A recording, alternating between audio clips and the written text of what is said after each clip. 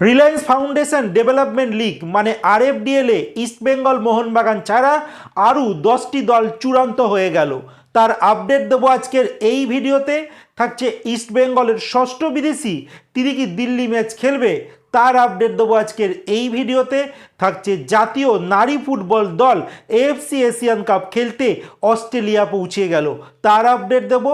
এছাড়া থাকছে জুনিয়র লিগে গ্রুপে সবার শীর্ষে উঠে এলো ইস্টবেঙ্গল। সমস্ত আপডেট দেবো এক এক করে। তার আগে প্রতিদিনের মতো বলবো, খেলার আপডেট খবর পাওয়ার জন্য আমাদের চ্যানেলটিকে সাবস্ক্রাইব করতে একদম ভুলো না। তো চলো শুরু করা যাক আজকের প্রথম আপডেট।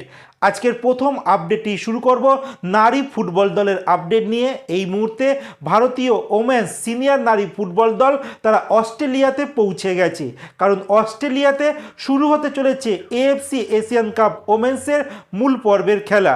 তার আগে ভারতীয় সিনিয়র নারী ফুটবল দল অস্ট্রেলিয়ার সেকেন্ড ডিভিশন নারী লিগের দুটি দল, সেই দলের বিরুদ্ধে প্রস্তুতি ম্যাচ খেলবে আজকে 19 ফেব্রুয়ারি।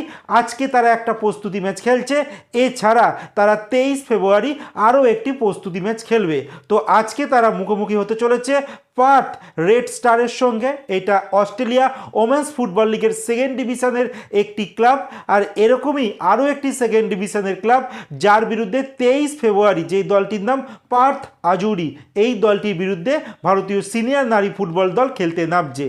এর পরের যে আপডেটটি তোমাদের জানাবো, গতকাল মানে বুধবার দিনকে ইস্টবেঙ্গলের অনূর্ধ্ব 16 ফুটবল দল খেলতে নেমেছিল এআইএফএফ অনূর্ধ্ব 16 মানে জুনিয়র ফুটবল লিগ খেলতে নেমেছিল, যেখানে তারা মুখোমুখি হয়েছিল অ্যাডামাস ইউনাইটেডের। আর এই ম্যাচ তারা 5-0 গোলে বড় ব্যবধানে জয়লাভ পেয়েছে। তার আগের দিন মোহনবাগান সুপার জায়েন্ট দল তারাও কিন্তু জয়লাভ পেয়েছে ভবানীপুর ক্লাবের বিপক্ষে। তারা 2-1 গোলে ভবানীপুরকে হারিয়ে দিয়েছে। এই মুহূর্তে ইস্টবেঙ্গল আর মোহনবাগান এই জুনিয়র লিগে মানে এআইএফএফ অনূর্ধ্ব 16 জুনিয়র লিগের পয়েন্ট তালিকায় যদি নজর দিই, সেক্ষেত্রে সবার উপরে রয়েছে ইস্টবেঙ্গল। তারা 5 ম্যাচে 11 পয়েন্ট নিয়ে তারা 1 নম্বর স্থানে রয়েছে। 2 নম্বর স্থানে মোহনবাগান, তারাও 5 ম্যাচে 11 পয়েন্ট নিয়ে তারা 2 নম্বর স্থানে রয়েছে। গোল পার্থক্যে ইস্টবেঙ্গল বেটার হওয়ার জন্য ইস্টবেঙ্গল 1-এ রয়েছে। আর 3 নম্বর স্থানে রয়েছে বেঙ্গল ফুটবল একাডেমি, যারা 4টে ম্যাচ খেলেছে 8 পয়েন্ট নিয়ে তারা 3 নম্বর স্থানে রয়েছে। মানে বাকি ইস্টবেঙ্গল আর মোহনবাগান তারা 5টা করে ম্যাচ খেলেছে 11 পয়েন্ট, আর এই বেঙ্গল ফুটবল একাডেমি তারা 4টে খেলেছে মানে একটা কম খেলেছে। যদি তারা পরবর্তী ম্যাচটি জয়লাভ করতে পারে, তারাও কিন্তু 11 পয়েন্টে পৌঁছে যাবে। যাই হোক, এর পরের যে আপডেটটি তোমাদের দিতে চলেছি, রিলায়েন্স ফাউন্ডেশন ডেভেলপমেন্ট লিগ মানে আরএফডিএলে, যেখানে ইস্টবেঙ্গল আর মোহনবাগান তারা ইতিমধ্যেই কোয়ালিফাই করে ফেলেছে শেষ 12তে। কারণ এর পরে হতে চলেছে ন্যাশনাল গ্রুপ স্টেজের খেলা, যেখানে 12খানা দলকে নিয়ে দুটো গ্রুপে ভাগ করে দেওয়া হবে। এখনও অবধি কারা কারা কোয়ালিফাই করলো তোমাদের বলে দিই, মানে 12টা দল কিন্তু চূড়ান্ত হয়ে গেছে। যেখানে সবার প্রথম যেই দলটির নাম বলবো সেটা শ্রীনিধি ডেকান এফসি। এছাড়া আছে কেরালা ব্লাস্টার, আছে Bengaluru FC, Diamond Harbour FC, east Bengal FC, Mohun Bagan super giant, Sesa football academy, FC Goa, ডেমপোর্ট স্পোর্টস ক্লাব, পাঞ্জাব এফসি, সুবেদার দিল্লি, আর আছে নর্থ ইস্ট ইউনাইটেড এফসি। বলে দিই এই 12টা দল কিন্তু এই বছর তারা আরএফডিএল এর ন্যাশনাল গ্রুপ স্টেজে কিন্তু কোয়ালিফাই করেছে।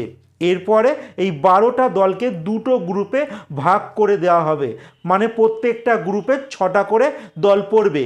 সেখানে প্রত্যেকটা গ্রুপের এই 6টা দলের মধ্যে 4টে করে দল কিন্তু পরবর্তী রাউন্ড মানে কোয়ার্টার ফাইনালে কোয়ালিফাই করবে। তারপরে হবে সেমিফাইনাল, তারপরে কিন্তু হবে ফাইনাল। বাট বলে দিই এখনও অবধি কিন্তু গ্রুপ ড্র করা হয়নি। দেখা যাক কে কোন গ্রুপে পড়ে।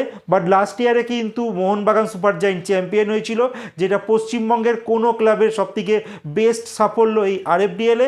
এছাড়া ইস্টবেঙ্গল দল তার আগের বছর তারা রানার আপ হয়েছিল। তো দেখা যাক এই বছর 3টে দল এই কলকাতা জোন থেকে খেলছে, মানে ডায়মন্ড হারবার এফসি, ইস্টবেঙ্গল আর মোহনবাগান। দেখা যাক এই 3টে ক্লাব তারা কেমন পারফর্ম করে এই বছর আরএফডিএল এর মূল পর্বে।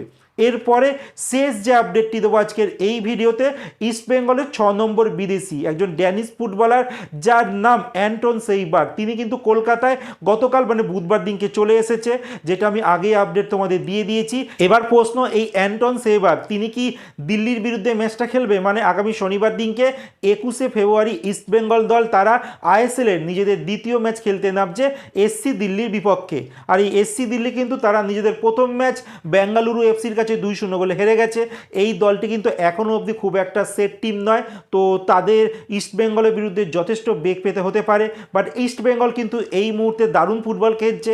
আর ইস্টবেঙ্গলের যে আপডেট বেরিয়ে আসছে, এই নতুন বিদেশি অ্যান্টন সেইবাক তিনি কিন্তু এই দ্বিতীয় ম্যাচে খেলবেন না, হয়তো তার আরও 1-2 ম্যাচের পর তারপরই কিন্তু আমরা দেখতে পারবো এই অ্যান্টন সেইবারকে ইস্টবেঙ্গলের জার্সি পরে আইএসএলের ম্যাচ খেলতে। তোমাদের কি মনে হয় ইস্টবেঙ্গলের এই যে 6 নম্বর বিদেশি কলকাতায় এসে গেল, তিনি ইস্টবেঙ্গলের জার্সিতে কতটা সফল হবে? এই নিয়ে তোমরা কমেন্টে জানাতে একদম ভুলো না।